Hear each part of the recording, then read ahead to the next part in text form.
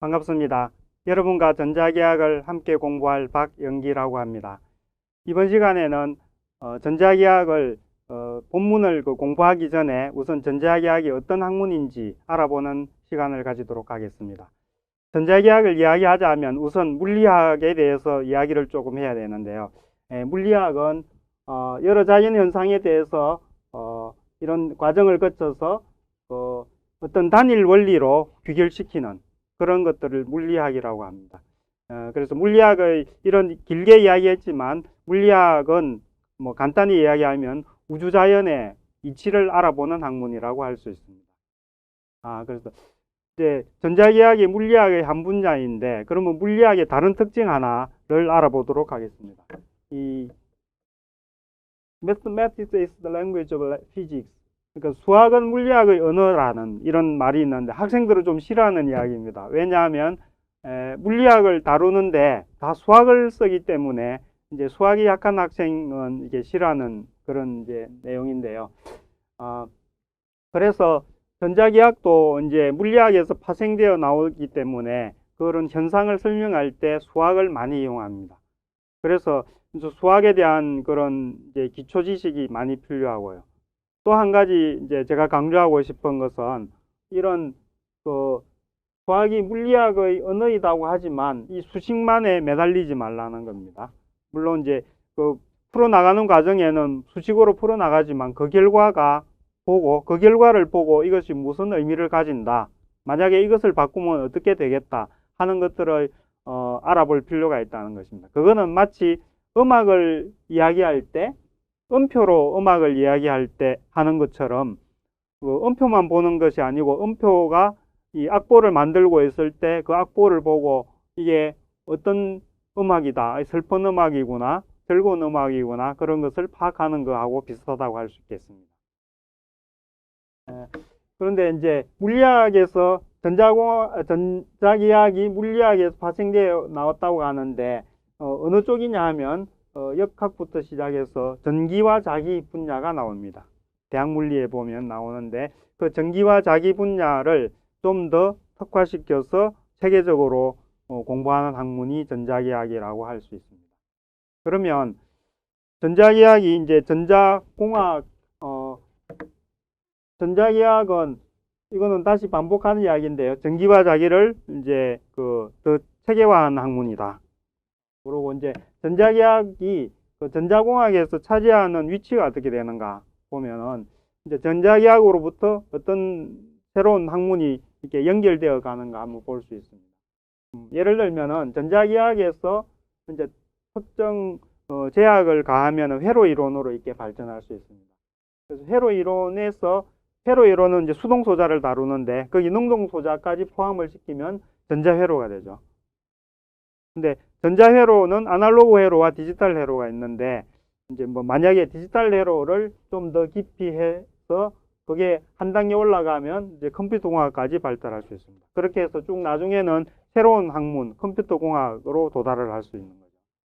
그 다음에 이제 전자기학 쪽에 보면 뒤쪽에 전송선로 뒤쪽에 이제 안테나 부분이 나오는데 그 부분을 또 특별히 더 연구를 하는 그런 학문은 안테나 공학으로 또 새롭게 파생되는 학문이 됩니다. 그 다음 물리학 쪽에서는 이제 재료공학이나 혹은 고체 물리학 쪽에서 이제 반도체를 다루게 되는데 뭐 물리학 쪽에서도 그렇게 이제 반도체가 연구가 되고 있지만 전자기학 쪽에서도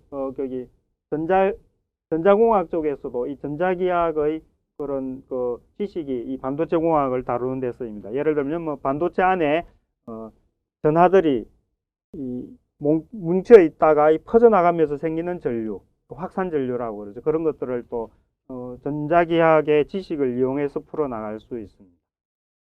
그 다음에 이제 전자기학을 공부하기 위해서 수학이 많이 필요하다고 했는데 구체적으로 뭐가 필요하느냐 하면 벡터가 아주 많이 들어갑니다. 공간에서 전기장, 자기장이 다 벡터이기 때문에 벡터가 많이 들어가고 이런 벡터들을 미분적분을 또 해야 됩니다. 그리고 때로는 이제 미분 방정식도 들어가고 그래서 기본적으로 전자기학을 하려면은 벡터에 대해서 잘 알아야 되고 그다음 벡터의 미분적분 그다음에 미분 방정식 이런 쪽으로 이제 수학적인 지식이 있어야 전자기하학을 잘 할 수 있습니다. 근데 이제 벡터 부분은 이 과정에서 설명이 되어 가기 때문에 큰 문제가 없을 거고요.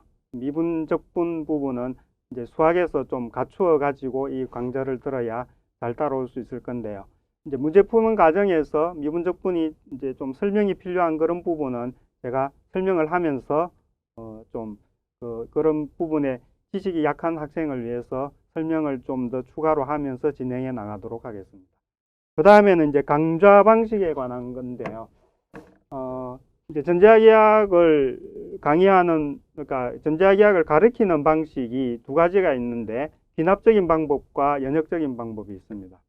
기납적인 방법은 어떤 거냐 하면, 이제 과학자들이 어떤 실험을 해서 법칙을 찾아내서 나중에 어떤 이론을 만드는 그런 과정을 따라가는 것입니다. 예를 들면, 패러데이가 전자기후도 법칙을 찾아내고, 어떤 암페어가 무엇을 찾아내고, 이런 법칙들을 다 일반화하고 그것들을 다 뭉쳐가지고 마지막에 맥스웰 방정식에 이르는 이런 과정을 따라가는 게 기납적인 방법입니다. 대표적인 게 다윈이 이제 진화론을 낸 게 이런 기납적인 방법입니다. 그 다음에 연역적인 방법은 전자기하학 이론이 이미 이제 확립이 되어 있기 때문에 그런 기본 이론을부터 시작을 해서 여러 가지 경우에 이렇게 하니까 맞지 않느냐, 이렇게 하면 맞지 않느냐, 그래서 다 맞다, 이런 식으로 설명해 나가는 방법인데, 제가 경험적으로 보면 처음 전자기하학을 배우는 학생들은 이런 귀납적인 방법이 더 이해가 쉽다. 그래서 초등학교 때 겪었던 그런 실험이라든지 그런 것들을 이제 차곡차곡 모아서 이론화시키고 체계화시키면 더 쉽다는 거죠. 그래서 저는 이런 기납적인 해석법을 선택해서 여러분하고 같이 공부를 하려고 합니다. 그 다음에 강조하고 싶은 게 이게 시각화인데요. 전자기하학은 공간에서 여러 가지 현상을 다루기 때문에 이제 복잡한 것들을 다루게 됩니다. 예를 들면은 여기에 우선 전하가 이렇게 차 있을 때 어느 곳 떨어진 곳에서 전기장이 얼마냐, 이런 문제를 풀 때 이런 걸 이제 여기에 미소 면적이나 미소 부피 같은 걸 이용해서 다 이런 것을 적분을 이렇게 해야 되는데, 이게 그림을 작게 그린다거나 표시를 제대로 하지 않으면 자기가 풀다가도 이제 실수를 하게 되고 그렇게 됩니다. 그래서 제가 강조하는 게 문제를 잘 이해하고 실수 없이 풀기 위해서 이런 모델을 잘 그려라, 이런 식으로 해서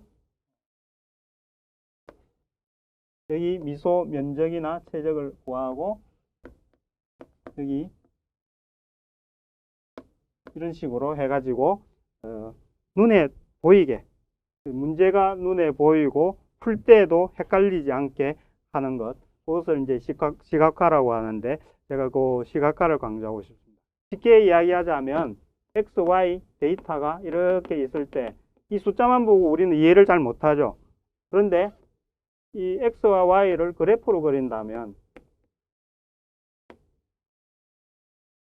쉽게 이해할 수 있습니다.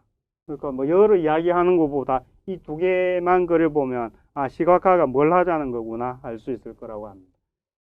그래서 이제 제가